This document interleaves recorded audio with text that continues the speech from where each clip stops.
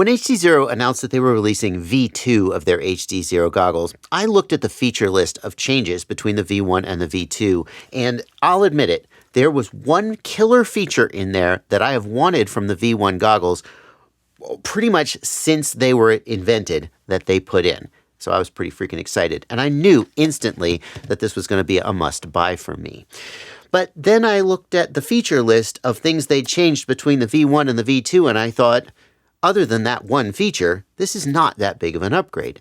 And I thought my review of these goggles pretty much is just going to focus on that one thing. And yes, I'm going to tell you what it is. I'm not going to draw it out too much longer. And there's not much to say. It's the same HDZero goggles as before, just with that one feature added. And that's where I thought my review would focus. You guys know all about the HDZero system. You know where it stacks up against analog, DJI, and so on. You know what it's good for and what it's bad for. And then I thought, Bardwell, you're doing the thing. You're falling into the trap of someone who's been in a field forever and knows it inside and out and forgets that there's people out there who don't already know everything there is to know about HDZero. So what we're going to do in this video is, yes, I'm going to tell you right up at the beginning what the killer feature is that they've added in V2 versus V1, so that if you do know everything there is to know about HDZero, you'll be able to decide right at the beginning whether you want to buy these goggles or not. And then we're going to keep going, and I'm going to tell you everything that you need to know about HDZero if you're new to FPV or if you're not familiar with HDZero to decide if it's the system that you want to buy. We're going from the ground up. I'm Joshua Bardwell, and you're going to learn something today. Okay, let's get out of the way the things that changed between the V1 and the V2 so the people who already know everything there is to know can stop wasting time watching this video and go make a buying decision. Here's the HDZero Goggles V1, and as you certainly already know, it supports HDZero with its internal video receivers, and it supports analog video transmitters via an external module bay. You put this module bay on the side, and then you get an analog receiver module. This one is TBS Fusion, although there are others that you can choose. You put it in there, and then you can also use analog modules. This is really great because a lot of people who fly HDZero also fly analog. Well, a lot of people who fly anything also fly analog, so having an analog receiver in your back pocket is really nice. But this has some downsides. One of the downsides is the price. The module bay costs like $65, $70, and that's kind of a lot to pay for what amounts to basically just a molded piece of plastic. There's a little more to it than that. It also includes a Wi-Fi adapter card tucked into the back of the module bay that lets the goggles stream video over Wi-Fi, which is a feature that some people like to use. But you also have to buy the analog receiver module, and a really good analog receiver module is going to cost you in the range of $100 to $120. So basically, if you want to do analog with your V1 HDZero goggles, you're spending round about $200 extra to just get that analog functionality. And this is the thing that drives me crazy, this freaking module bay is hanging off the side of your module. It means that when you put your modules in the backpack, they don't fit like all the other goggles. It's hanging off the side. We got these extra antennas. It's banging. It's knocking on things. It looks Okay, well, all FPV goggles look nerdy, but this one makes it even more nerdy. And I've had issues where the connectivity between the module and the goggles, it isn't secure over time. Like I have to kind of press and wiggle on the module before the goggles see the module, and it's kind of a pain in the butt when I'm trying to like fly a drone or watch somebody fly a drone. So the killer feature that the V2 goggles added that the V1 goggles didn't have is, where's that expansion bay? Well, yes, it's still there. You can still use it if you want to, but the V2 goggles have a built-in internal analog receiver. So you can receive analog signals. You can receive HDZero signals. There are no additional antennas. It's all done with the same set of antennas. There's no additional hardware. There's no additional expense. That is included. And in some sense, that's a $200 value, because at the very least, you don't have to buy an analog receiver module, and you certainly don't have to buy the $65 expansion bay. Now, how is the performance of that system? That we're going to get into later in the video. okay? But that's one of the key features that the HDZero V2 goggles added. And as soon as I saw that, I immediately decided to buy them. And by the way, I did buy these with my own money. HDZero did not send me these for, for review. I shelled out. Well, they sell for $650, I think. And if you're in America, they sell for more than that because of tariffs. It's something like $700, $750. I don't remember, but I spent that much out of my own pocket to get these because, and here's a little bit of spoiling the end of the video, HDZero goggles are my favorite analog goggle. And I was willing to pay that much just to get a built-in analog module. More on that later. In addition to the built-in analog module, we also, well, I can't show it to you because it's inside the goggles. It also has a built-in Wi-Fi module. So that $65 expansion, you no longer have to buy it. You get all that functionality included with the price of the goggles. The other upgrades are, well, honestly, they're relatively minor. The optics have been sealed to prevent dust ingress. That's not really something I had a problem with anyway, but cool, you upgraded the optics. And the controls, the focus controls, are, number one, the knobs themselves are a higher quality, and there is a notching in the focus controls, whereas on the V1 goggle, it was a smaller plastic knob, and, oh, well, there was notching. The notching is much less pronounced, and it's more likely that they'll get bumped or knocked. To me, as someone who uses the focus knobs regularly, this was a nice upgrade. Although my vision is so bad that I just turn them all the way to the extreme. To the extreme. I rock the mic like a vandal. Candle? Light up the stage, wax a chump like a candle. Okay, so a built-in analog receiver, built-in Wi-Fi module. Optics are now sealed, and a little bit of upgrade to the controls. That is the difference between the V1 and the V2 goggles. There's one more thing, which is that the V2 goggles are available in red, and in addition to the standard white color, which the red immediately sold out first, so you may have a little bit of trouble getting them. You do need to keep in mind that the red color is painted on top of the white plastic. It's not a separate mold. Like, that's what I pictured when I first saw it. And I have heard some reports from people who did get the red plastic that the paint scratches off and then it's white and it kind of doesn't look the best.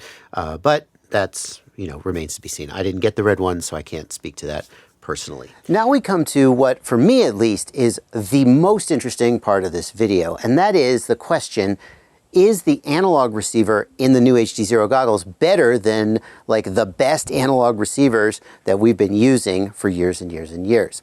My normal daily driver analog receiver is a TBS Fusion, and in tests that I did way back when analog was like the only thing we had going, the TBS Fusion was pretty much on par with the Immersion RC Rapid Fire, which was like the best. They were the best together, neck and neck. So I've got my original HDZero Goggles 1 with a TBS Fusion in it and a patch and Omni antenna.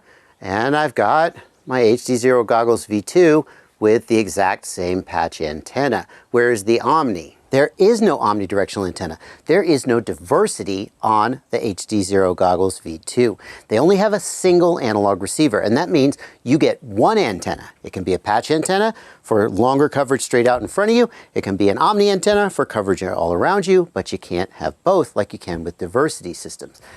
And at first this feels like a downside, but I actually think there's one solid upside to it. Let's get into the upsides and downsides, though, after we see how the frickin' thing flies. Now, I've done my very best to align the antennas on these goggles as close to perfectly parallel as I can. And we're not going to do any nonsense with like swinging them around to try to get them to face the drone. They're going to be static to remove as many variables as we can from the test. Technically, one is a little bit offset from the other. So maybe we could have a multipath situation in one location where one goggle gets a multipath null and one gets a reinforcement. That is possible, but as long as we can't put two objects in the same place at the same time due to the laws of physics, that's just something we got to live with. I think we should be able to get a trend out of this to see if one is significantly better or worse than the other. And the results are incredibly interesting, way more interesting and nuanced than I thought they were going to be. So keep in mind that the antennas are pointing straight down toward the front of my yard. So as we come around here to the side, we are leaving the patch antenna and we are on the Omni antenna. And we see that the Fusion module does better because it has diversity, whereas the V2 goggle does not have an Omni, it only has a patch. And the same thing here. Although the V2 goggle does a pretty good job of hanging in there, considering that it is facing exactly the wrong direction with its antenna. Whoa, Bardwell, don't crash, don't crash. As we come around here, we are back on the patch antenna, and they are pretty comparable. We're going to go down the road now, and once again, we are going to leave the patch antenna and the Omni antenna. They're both going to get weak. We're going to get so far away, we're just going to see how they do when that happens. And here's where it gets interesting. Notice the way that the Fusion module breaks up. It's not just going to static, but we're getting these white streaky lines. That's the result of the Fusion algorithm trying to combine the signal between the two. And here, the V2 goggle simply gets weak and staticky, whereas the Fusion gets all weird and distorted. This is a thing that Fusion modules, not just the TBS Fusion, but all of them, rapid fire, etc., they do. And here, the Fusion module is completely unusable, whereas the V2 goggle is weak but staticky, and the Fusion literally blacks out. Wow. This was fascinating. It was so weird to me to find. Keep in mind, I didn't see this while I was flying. It's so weird to me right this minute to see that there are times when it's better to just have a single antenna, not trying to do any fancy Fusion stuff. Just give me the weak signal that I've got and at least it'll be stable. It was been so long since I flew without some kind of a Fusion algorithm that I just did not expect that. Now, some of you are saying if the problem with the TBS Fusion was its Fusion algorithm screwing up, then you could just turn that off right here. In the menu, let's see, main settings, Fusion, old school, boom. And now the Fusion is a simple diversity receiver. It is going to pick one antenna or the other, but not both. That Fusion distortion cannot occur. But there's another kind of distortion that will occur, and for those of you who aren't old school, it's the whole reason Fusion was invented. When the diversity switching happens, we'll see some white flashes. At least that's what we should see. The other change that I'm going to make to this second run is, I just pointed them straight forward off my porch, but given where they're pointed, almost none of the flight was actually within the beam of the directional antenna. And that's not, I think that gave the V1 goggle an advantage because it had an Omni antenna. That's not how we fly. We will always be facing where we're flying most of the time. So I'm going to rotate them around so they're facing, I think I'm going to rotate them around so they're facing that way toward the barn. And then we'll see if it makes a difference. And I'll leave you to draw your own conclusions about which one performs better, but keep in mind that both of them are on a patch antenna facing this exact direction. So this is a direct comparison of their sort of raw RF performance. There shouldn't be much diversity switching, if any, from the TBS Fusion. It's pretty side by side. As we come down here, though, we do see some diversity flashes from the TBS Fusion, and as we come around here, we're on the backside, so now the Fusion is on its Omni antenna, and the V2 goggle is on the backside of its patch and is doing noticeably worse. What are the conclusions from that? Well, it's really up to you. I'll tell you my conclusions in the conclusion of this video. What I want to do now is address all the people who are kind of, should I get HDZero? Maybe you don't know everything you need to know about how HDZero stacks up against the alternatives. And there are more and more of these people today because DJI is leaving the US market. Currently, they're not shipping into the United States at the time I'm recording this because there have been a whole bunch of problems with US Customs getting product into the United States. And then by the end of 2025, there's this thing that's happening in the government, and my crystal ball is telling me that I think that by the end of 2025, they'll be prohibited. Currently, they're just voluntarily not sending to the U.S. market because Customs has kind of been giving them a hard time and not letting them in. But I think that by 2026, they will actually be banned from the U.S. market. I hope I'm wrong about that. But there are a lot of people who are like, I want to get a new system because I'm tired of not being able to get my DJI gear, or I just am starting from scratch and I don't know what to get. And in some ways, DJI was the obvious answer for a lot of people, and now it isn't. So they're asking, should I get HDZero? And we're going to answer that question, hopefully, in this video today. And the way I want to start it is, a lot of times I would start it by doing a range test. You go fly it, you look at the image quality, you look at the range and penetration, because that's the most obvious thing to do. And we're going to do that, but we're going to just say up front, that's not where HDZero really excels. And I think it's a little unfair to start HDZero off on the place it's the weakest and then go to its strengths and say, oh, but wait, it's so good. Instead, we're going to start by saying, what is HDZero the absolute best at? And then we'll look at some of the things maybe it's a little weaker at. And the first thing that HDZero is the best at is latency. And what I mean by that is the amount of time it takes for this camera to see the image, that image to get processed by the video transmitter, transmitted out the antenna, go out into the air, get picked up by the antenna in your goggle, interpreted by the receiver in the goggle, and displayed on the screen. It's the delay between the time when something happens in real life and the time when you notice that it's happened in your goggles. And obviously, intuitively, that matters. If I'm flying along at 70 miles an hour and a dog runs out in front of me, there's going to be a delay between the time the camera sees that dog and the time I see it and I can react to it. And when I tell you the latency numbers, you're going to think that they're so small that they can't possibly matter. The latency of the DJI and Walksnail systems is in the range of 25 to 45, maybe as much as 50 milliseconds under typical real-world conditions. The latency of the HDZero system and analog systems is in the range of about 20 to 15 milliseconds, with HDZero going as low as 4 milliseconds, which is the lowest latency FPV system available today. It beats even analog. And if you think the difference between 4 milliseconds and 50 milliseconds is so small it doesn't possibly matter, you're just objectively wrong. That's a bold statement. Here, let me back it up for you. I did a video where I used an app that tests your reaction time, where you move the mouse and a line on screen moves back and forth, and it adds and subtracts latency, and you try to see if you can tell the difference. And scientifically proven, I was able to detect like 2 milliseconds of latency. A, B. I think it's B. Got it right. Okay. It's B again. Got it right. Okay, 3 in a row. So you absolutely can tell the difference. Have I convinced you?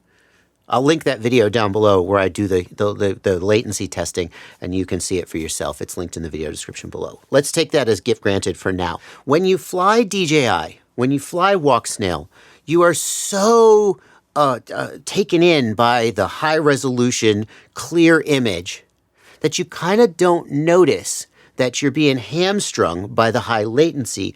You intuitively, you're like, I don't feel like I can hit that gap. I'm going to slow down.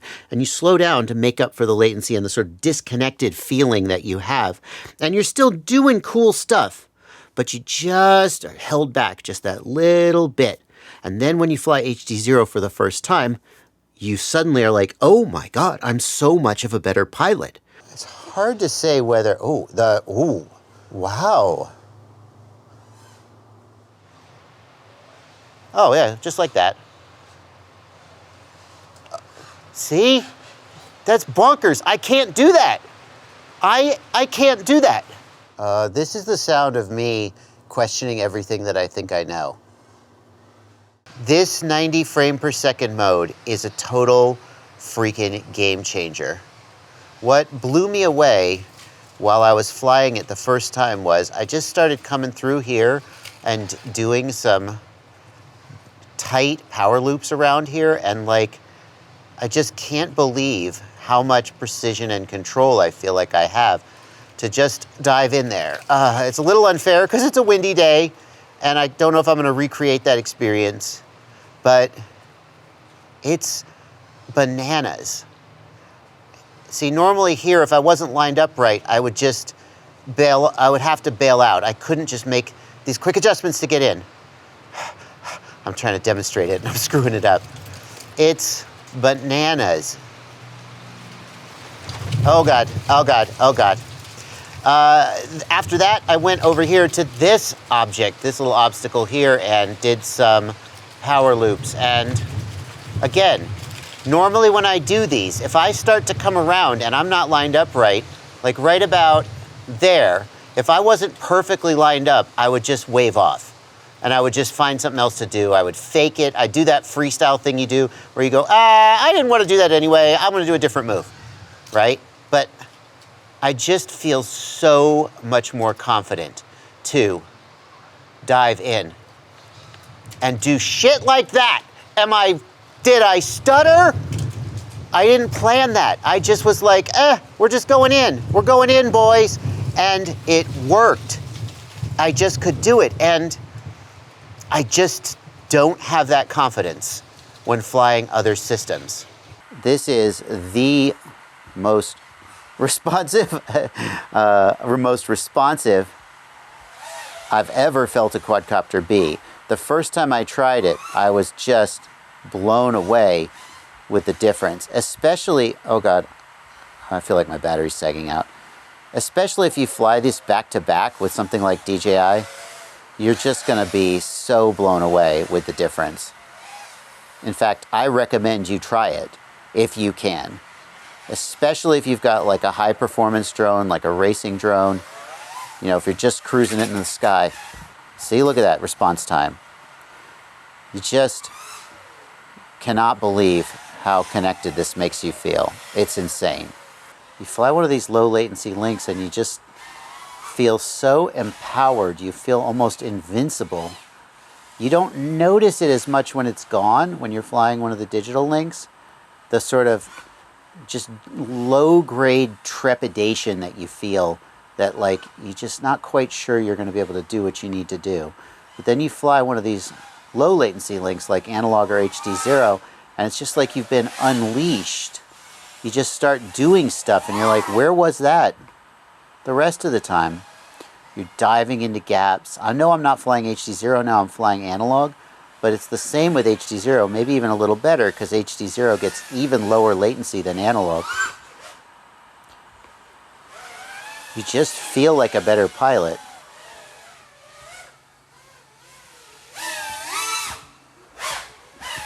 Oh, see, right there.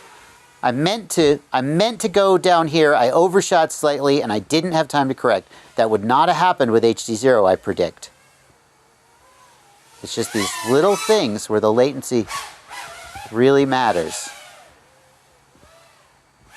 Can you do cool shit with HDZero, with Walksnail and DJI? Yes, lots of people do. Do amazing freestyle, but it definitely makes a difference. And that's why racers prefer HDZero by far, because of the ultra low latency and the very, very connected feel that it gives. The next thing HDZero is very, very good at is racing. And what I mean by that is FPV races were built around analog systems.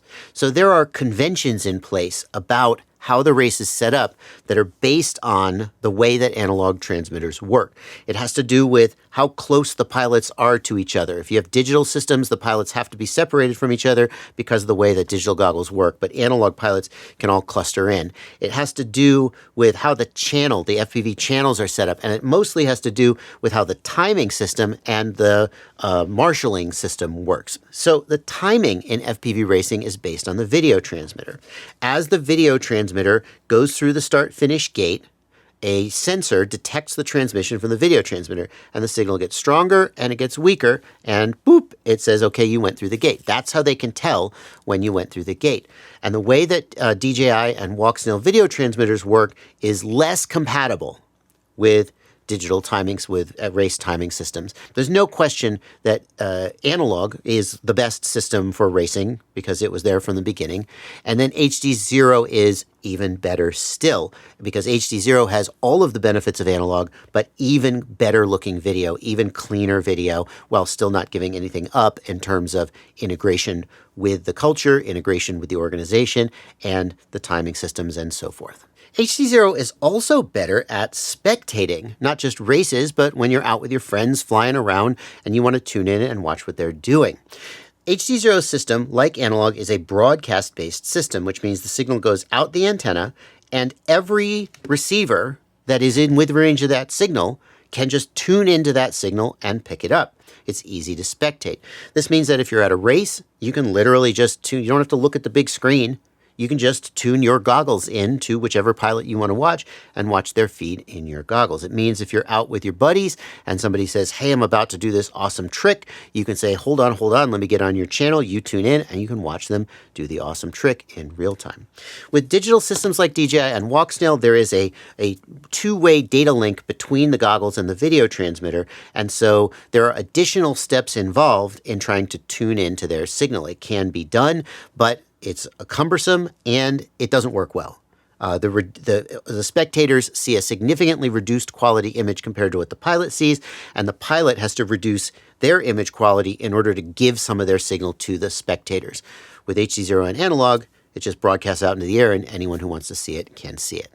Continuing the theme of HDZero being optimized for racing, HDZero has designed video transmitters that are specifically designed to be compact enough to fit in a typical racing drone. That's what I've got here in my hands. This is a 533 switchback made by Evan Turner, one of the fastest racers in the world, based right here in Knoxville, Tennessee. Well, Maryville, Tennessee, technically. This video transmitter was designed specifically to work with racing drones and integrate with the very, very small and compact frames that they use. In addition, it was specifically designed to be durable enough to handle the hits and crashes that races take. A lot of other video transmitters are not optimized in that way. Small size of HDZero video transmitters once upon a time would have meant that they were also the king of micro-sized drones. This is a 65mm Whoop class drone with an HDZero video transmitter and camera on it. And it used to be that HDZero was the only digital system that could even begin to compete with analog when it came to size and weight.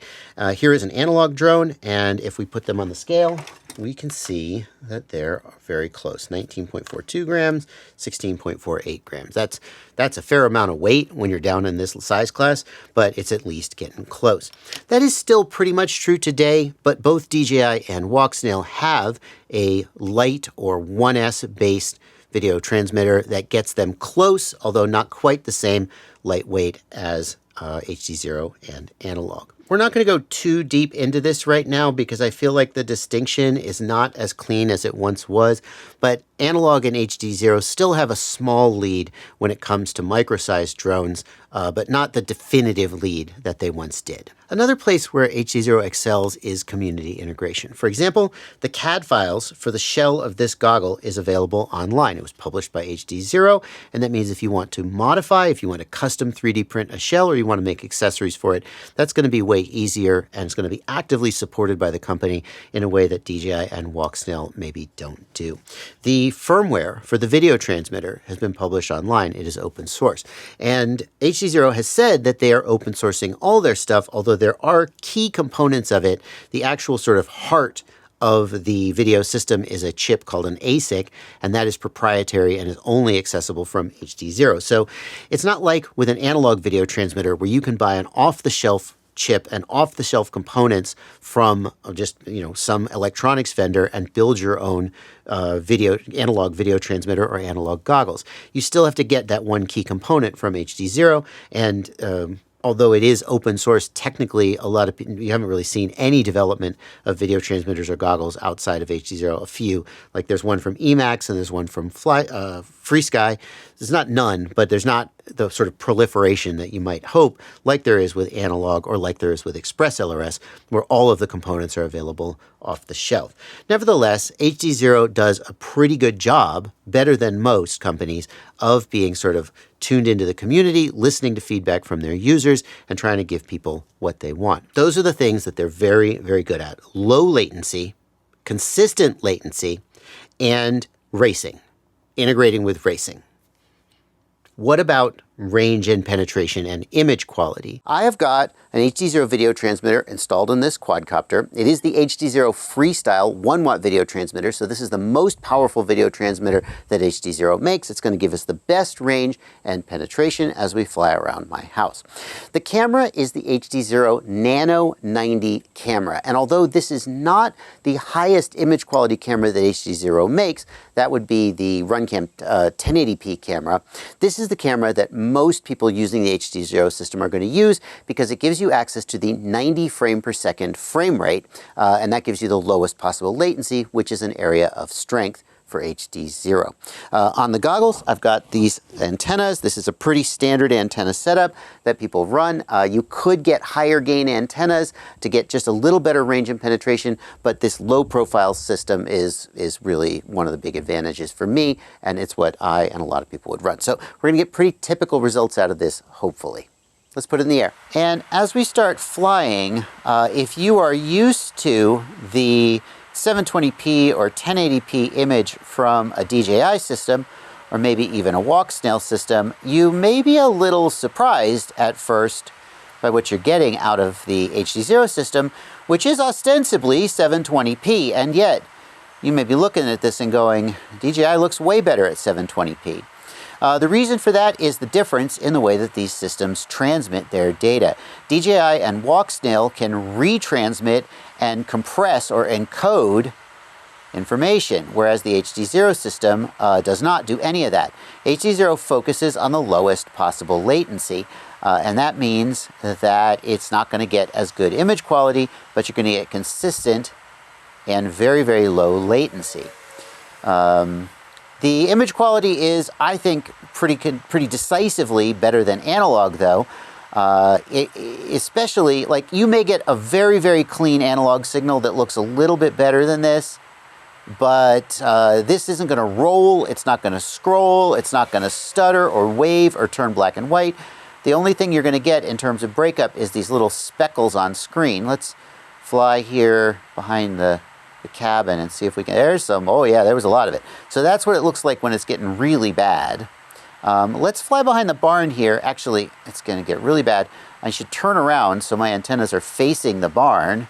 Unfortunately, at this point, I was affected by what I now know is a rare bug in the HDZero goggle firmware, where the DVR glitches out and rolls and the screen freaks out. So I cannot use this footage. I'm going to try and substitute with other footage that I have and still make the same points as best I can. And, well, frankly, from an editing perspective, I probably should have cut a lot of this anyway. Now it's time to do some range comparisons. And I do say range comparison and not range testing because proper range testing, scientific range testing, would require me to control for a lot more variables than I'm really able to control for here in my environment. I would want to be like out in the desert somewhere or a very flat area, wide open space, and fly away, in a straight line with no obstacles to throw off the numbers. But number one, that's not how we fly. That's like a very bench testy way of testing range, and it's useful and interesting, but frankly, we could just put the video transmitter on the bench, put like a little variable resistor in there and just, increase the resistance to simulate the effect of flying away. I want to fly in the real world. So we're going to do the same test that I usually do. We're going to fly down my road, and we're just going to compare these things and see how they handle differently in the real world. Is it any better? It ought to be some better, right? It's a little better. It's better. I haven't seen any of the full screen rainbows yet. It is better. It's still not fantastic, and I still kind of feel like I need to bail out. Yeah, it's not great. I don't know if we go behind here. Is it better? Yes. Oh, hello. Invisible branch. That's a little better, for sure. There's an interesting argument to be made about the lower latency of HDZero versus the increased resolution and image fidelity of DJI and even Walksnail. And that is that if DJI has higher latency, but I can see the obstacle coming, a half a second sooner, does that make up for the higher latency? And in some cases, yes, it absolutely does. In a case where you can see what you need to see from far away, like you're trying to fly through a race gate, right? You can see that race gate coming and you could start lining up the apex fairly early because you kind of know where it is. Then the increased precision of the low latency HDZero system really has an advantage, and increased image fidelity doesn't really matter. You're already seeing everything that you need to see. But in an environment where there are small, scraggly obstacles that you will never know that they're there, it's not like a race course where it's the same every time you fly through it, where you'd be surprised by small obstacles. There, I almost think that the DJI system is superior because you can see things coming sooner and you can react to them, whereas with HDZero, they jump out of nowhere and you may not even see them until you've practically already hit them, as you can see. I don't know why this system is performing the way that it is. It seems like this happens every time I fly HDZero, and it's going to happen again in this video, and just the results are what they are. But if you're new here, maybe you think those results are typical. Let's put a couple other systems in the air and see how they compare. I'm not going to spend a lot of time doing that because this is an HDZero review, but like how exactly would DJI or Walksnail or Analog perform in the same circumstance? Now let's do that same test with the DJI O4 Air Unit and the DJI Goggles 3. And I don't even know what the power, the settings, it's just set to auto. It can be set manually if you want to, but I'm just going to leave it on auto and see how it does.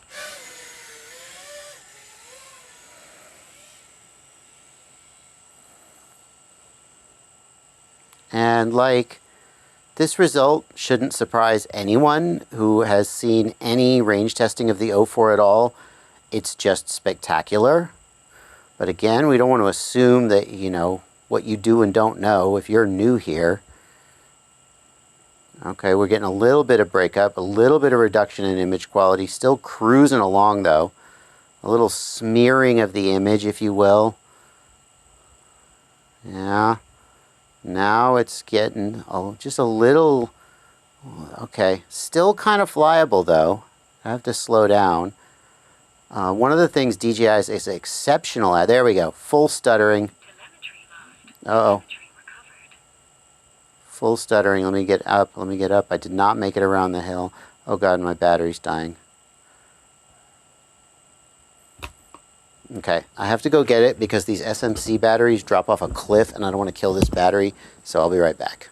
Now let's do the same thing for Walksnail. And the video transmitter we're going to be using for Walksnail is the Walksnail GT. Their most powerful video transmitter. It goes up to 2 watts. I've also got some aftermarket antennas on here, and part of the reason is because that's just how I run my Walksnail system, and part of the reason I do that is because Walksnail kind of needs all the help it can get. You can think of Walksnail as the we have DJI at home version of a digital transmission system. Very, very similar to DJI and how it works, just slightly less good in, well, most ways related to the pure video performance anyway. Walksnail is the kid who always gets B pluses and still gets shit on by the parent because the sibling gets A pluses. The Walksnail system is at 1080p resolution and 100 frames per second, like DJI. And one of the things you're going to notice is that the way it breaks up is a little different. There's kind of like almost like a smoky effect across the screen as the signal gets weaker. Some kind of maybe motion prediction. I don't really know. It does get pretty sketchy right here. It's real sketchy. Real sketchy. Let's see if I can save it. I'm going to try to get to open sky and get high. There we go. It got back. So that was pretty much where it got unflyable. It's kind of weird. I run these tests all the time, and I'm doing much worse today than I usually do. And I think that might have to do with all this plant material here making the ground, although the plant material has water in it, and water is absorptive. So I have a feeling that's related to why the systems are performing as badly as they are. Look at all that. That as long as I'm down here, that's between me and the goggles. But it is what it is. It's a standard, consistent test, and it's showing what you would get in the real world. The latency of the Walksnail system like the DJI system, is higher, and it's inconsistent. So right now we're at about 30 milliseconds of latency, but if I come over here, 37 milliseconds, I can see it in the bottom of the screen. You can't see it, I'll just read it out. And if we go over here, although I basically flew through there no problem, I saw a brief spike as high as 90 milliseconds of latency. So there's big changes in the latency, and that can make a big difference in your ability to fly precisely and quickly. If just fly in a straight line, you won't even notice it, but if you're doing precise maneuvers, you definitely will. There's also a debate that people have over whether the smeariness or blockiness of the DJI system somewhat offsets some of their latency or the resolution advantage. So here, if I sit still, I can see that branch that I couldn't see with HDZero. If I sit still, I can see it just fine because the compression algorithm can sort of fill in those details. But if I am moving quickly, the smeariness is going to pick up and I may not see it. See, I can barely see it. So although we have a better image when we're sitting still, it may not pan out when we start moving. And that's something you have to keep in mind when people do comparisons of HDZero to other systems. If they're sitting still, the comparison does not reflect what you would see when you were flying. Now we're going to fly an analog drone. This drone has a 1.6 watt analog video transmitter in it, and that's pretty standard for what a hobbyist might use if they wanted to get good range and penetration. There are analog video transmitters that go way higher, 5, 10 watts, and maybe even more, but they get really big and bulky and they're not really intended for hobbyist use. Probably the most I've seen a hobbyist video transmitter go up to is around 2.5 watts, but I don't have one of those handy right now. And anyway, once they start heating up, they all tend to go down. Well, it's fine. Let's see how she does.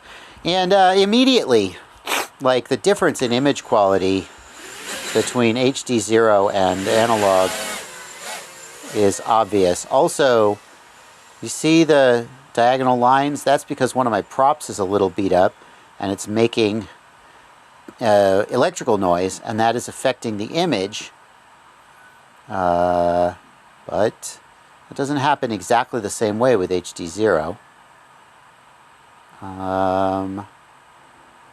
Let's keep pushing through. There's an argument that the way that analog breaks up is easier to push through than the way that HDZero breaks up. Like, it feels in some ways like there's more usable information a lot of the time when analog's getting sketchy, whereas with HDZero, you get just white blocks on screen and you lose information. Like, this is pretty staticky right now, and yet I still feel like I can, like, I don't feel like it's going to just disappear on me at any moment. Oh, it just disappeared on me. Well, good timing. Let's push up. There we go. Things got better. Wow. Okay. It did come back pretty quickly, though. Digital systems, usually once they go, they're gone. Yeah. Do you think this looks better or worse than HDZero did? I think it looks worse. Not like night and day, but some. See, we held on through here, no problem. Some of that's due to the increased output power of the analog VTX, but like, it just is what it is, right? Is it fair? Is it unfair? Actually, let's put a pin in that and come back to it. About through here. See, it's pretty sketchy. Like, I can't see like scraggle details very well, but I can kind of see enough to slow down and make it through.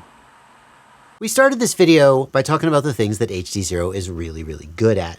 And then we looked at some things that HDZero is not the best at. And I want to kind of close that sandwich by talking about the reasons why the HDZero goggles are, no joke, my favorite FPV goggles that I have ever used, and why I continue to use them today, even though HDZero is not my preferred FPV system. And in order to do that, I have hooked the HDZero goggles up to an HDMI output. So the general theme of this section of the video is going to be that they are just so versatile and so well designed that they just beat everything when it comes to those factors.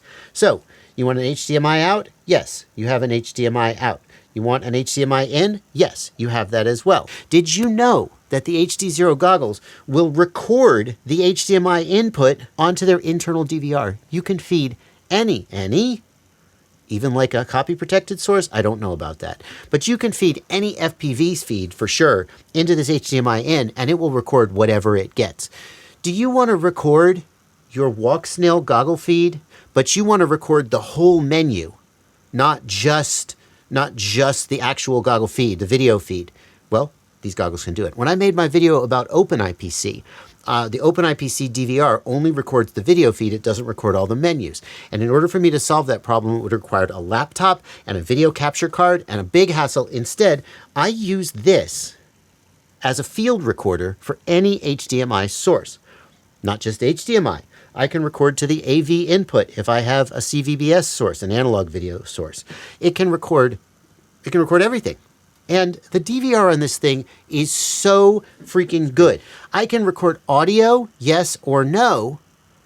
So if you've got no microphone on your drone and your audio just sounds like, you can just say don't record the audio and it will just not do it. And I can choose the audio source. It has an internal microphone.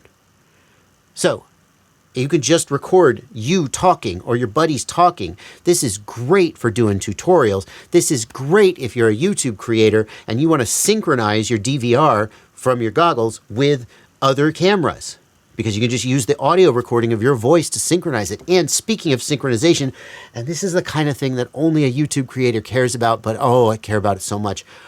Analog goggle DVRs, when the signal gets really weak, the DVR drops frames. And that means that the DVR speeds up and slows down relative to all your other cameras. And that means synchronizing the DVR is freaking impossible. But the HDZero doesn't do that. It just records a proper time sync DVR. And when the signal gets weak, it records static. It's so good. There are so many times when you're working with the HDZero goggles where you're like, yes, I've always wanted that, or I didn't even know I wanted that, but now that you've done it that way, I'm like, duh, why doesn't anyone else do it this way? And it adds up to this really pleasant, really easy experience. Whereas with other goggles, it's kind of like the latency thing I talked about earlier. When you're flying another video system with high latency, you're not thinking, gosh, this latency sucks. But as soon as you do it the HDZero way, suddenly you're like, oh, this is so much better. I didn't even know I wanted this. And so we come back to the question that started this video. Should you use HDZero as your main video system, or should you use one of the other video systems that's out there, analog, DJI, or Walksnail? And I actually think that we've raised another question as we've been making this video, which is, even if you don't use HDZero as your main video system, should you use the HDZero goggles as your main goggles? Because they're very good analog goggles, and I think there's an argument to be made that they could be good goggles for use with the Walksnail system too. We're going to talk about those things. But before we do that, it's time to thank the sponsor of today's video, you. That's right. I don't do sponsored videos almost hardly ever in my whole career. Once I got paid $1,000 to do a Raid Shadow Legends live stream, and I was like, okay, I can't turn that down. But most of the time, I rely on you to support the work that I do here. And the best way that you can support the work that I do here is to join my Patreon. Patreon is a website where you subscribe to me for as little as $2 a month. You go to the website, you sign up, you put your credit card or your PayPal in, and then every month they take $2 freaking from you. Or, you know, you could subscribe for more if you feel like it. I'll take whatever you feel like I'm worth. If today's the day that you feel like I have earned $2 a month out of your pocket, then head down to the link in the link below and sign up. You'll get access to my Discord server, which is exclusive to patrons, but mostly I hope you'll just get the feeling that you're supporting something that you really value. And if not, I watch a lot of creators. They all beg me to join their Patreon, and most of them I don't. And that's okay too. I'll just keep making content, and I'll keep bothering you to join my Patreon, and maybe someday you'll go, okay, today's the day. Who should use the HDZero video system, and by extension, the HDZero goggles as their main FPV system?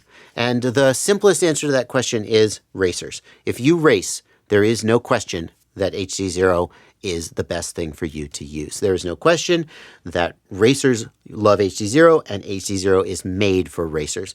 The video transmitters are small and lightweight, the latency is ultra low, and the video quality and range are good enough for racing. That's the thing. Racers are generally not racing deep in a bando. They're generally racing out in an open field around gates. They're not going too far away, and they're not going behind obstacles, and HDZero, it really plays to HDZero's strengths and plays away from its weaknesses. If you race, analog is still perfectly viable, and many people do still fly analog, but that's mainly due to the expense. The racers at the very, very top of the field are almost all, well, it may not be true to say all, but they're flying HDZero, and it definitely gives a competitive advantage. If you fly micro drones, HDZero also has an advantage. HDZero gives a little bit better video quality than analog. Some would say a lot better video quality than analog. That's a topic of some debate, while still being nearly as light and small as an analog system. The smaller and lighter your drone is, the less DJI and Walksnail makes sense, and the more HDZero and analog makes sense. It's not as clear-cut, I think. I think when you're down in this size class, analog is somewhat competitive compared to HDZero because it's going to be less expensive. And one of the reasons people choose these very small drones is the price. And I think that analog video transmitters, under some circumstances, if you're willing to turn the output power up, are going to give you a little more range than the HDZero video transmitter, but I think it's pretty close. And there's no question that the video quality of the HDZero system outstrips analog by far. Maybe. Because as we saw, when the signal gets weak, when it gets really bad, the sparkly squares of HDZero, under some circumstances, are a little bit less easy to fly through than the static of analog. So there definitely are people who would say that the usable range of HDZero is less than maybe analog, depending on your ability to fly through the snow. But I do think that there's a compelling case in the micro realm that HDZero makes sense. Just not like a clear-cut case. I'm trying to think of another person for whom HDZero is just like perfect. Like it's the best. Long range.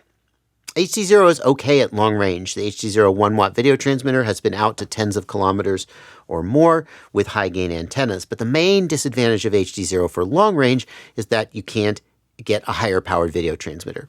With analog, I can go to AliExpress and I can buy a 5-watt video transmitter if that's what I want to do. That's not an option with HDZero. You theoretically could install external amplifiers on the drone, but that's something that most people aren't willing to do. So analog is going to beat it for long range. It is going to beat Walksnail and DJI for long range. Maybe, because at least you can put external antennas on the goggles pretty easily, or hook them up to a ground station, which is something that's a little more difficult to do with DJI. Not Walksnail, though. So I don't think there's a clear-cut case there for HDZero in the long range. Now, when it comes to just general flying, fun flying around a park, I feel like Walksnail or DJI wins there because the latency is going to be less of an issue and the image quality and range and penetration is going to win. The question would be then, should you go with analog instead? And that's largely a question of budget. But I feel like I would probably go with analog over HDZero, even for fun flying, because you're just going to get better range and penetration out of it, that the reduced image quality of analog is going to be worth it. But that's not maybe clear cut. I think I would pick Walksnail there, or DJI if you can get it, if you're outside the US. And then like internal flight, inside buildings, inside bandos, here's where HDZero really is at the very, very bottom of the pile. HDZero has terrible multipath performance inside buildings with lots of reflective surfaces and very poor penetration. Again, analog is going to be on par with HDZero watt for watt, but we can go to a 1.6 watt or a 2.5 watt analog video transmitter and get more penetration out of it, whereas with HDZero, we're stuck with the 1 watt that we've got. But again, for those, DJI and Walksnail are going to really crush, whereas analog is going to fall behind and HDZero even further behind. What about the HDZero goggles for people who don't fly HDZero? And it's a big ask for you to spend $650 or $750 of your own money to get a goggle with a whole bunch of functionality that you're not going to use. And yet that's exactly what I did. Because this is such a good usable goggle, it has so much versatility. It's so much more than just an analog goggle. It's an HDMI field recorder. It's so much. It's a Swiss Army knife, if you will, and I can use it for so many things. You're going to pay $500 or $600 for a really good analog goggle like the SkyZone Sky O4X. That's not that much of a markup to get this. However, you are not going to get diversity, and you're not going to get antenna diversity. You're going to be stuck with one antenna. And I'm really thinking hard after today's testing as to how much that matters to me, because, like, I've used these goggles in the field for a few weeks before I made this video, and at no time did I think, oh, wow, I wish I had diversity. What would happen is the drone would fly over there, my signal would get weak, and just like it always does whenever my signal gets weak, I would start to like crane my head around, and okay, and then the signal would get strong again. It's not a big deal for me to just turn my head towards where the drone is. I'm doing, physical diversity, if you will. And I really enjoyed the stability of the signal coming through the HDZero goggles. Without two signals to combine, there is none of that flashing or scrolling or black screen. It's just, here's the signal. It's either here or it's static. That was surprisingly refreshing. Nevertheless, when I was doing these tests today and I saw the drone fly around behind and the signal got weak on the V2 goggles, but it stayed strong on the V1 goggles because it had an omni antenna, it certainly did have an impact on me. For me, I think that the compact nature of the goggles, the flexibility of the goggles is going to make it worth keeping them. I just don't see myself going back to the V1 goggles with this big clunking thing hanging off the side, jiggling around. I just don't see it. Loose. It's loose in there. Sometimes it disconnects. It's a pain in the ass in my backpack. I think the trade-off is worth having to just turn my head in order to get the antenna to lock in, but not everybody may feel that way. And then, theoretically, you could also use these goggles with the Walksnail system. There is a standalone video receiver for the Walksnail system that will go into the HDMI input, and they could be really, really good for that as well, although it is going to get clunky having that video receiver hanging off there versus like dedicated Walksnail goggles. Interestingly, the latency of this HDMI input has been tuned to be ultra low specifically for that use case, and you are actually adding only a very small amount of latency to the Walksnail system when using it this way, although it has to be acknowledged that if you use the HDZero goggles with the Walksnail video receiver, then you will get a little bit more latency than if you were using the Walksnail Goggles X and getting the signal natively, but you're going to save a lot of money. Well, the Goggles X are cheaper than this plus a video receiver by a lot. But if you already were doing analog and HDZero and you just wanted to add Walksnail, that would totally make sense. These goggles are really good in that respect. If you're interested in getting into the HDZero system, you're going to want to know how to install the HDZero video transmitter and configure your flight controller. And I'm going to put a card on screen to a tutorial I did for my beginner build series from a year ago, where I made instructions for putting HDZero in that build. You may not be working with exactly the same hardware as I was there, but the basic instructions are going to be the same, maybe with a couple of little details different. Hopefully it'll get you onto the right course. On the other hand, if you want to know more about what the other systems out there can do, I think you should look at Walksnail, because DJI in the United States anyway, and obviously that's the only thing I care about, being a USian, DJI is inaccessible, so no matter how good it is, you can't freaking get it. And if you can get it, and you're mad that I'm leaving you out, think about how I feel. I can't get it, I'm leaving, you're leaving me out. So I'm going to put a card on screen to a video about the Walksnail system, which highlights some of its capabilities and some of the things it's really good at, and you can kind of cross-shop there. Thank you so much for watching, and I will see you in those videos.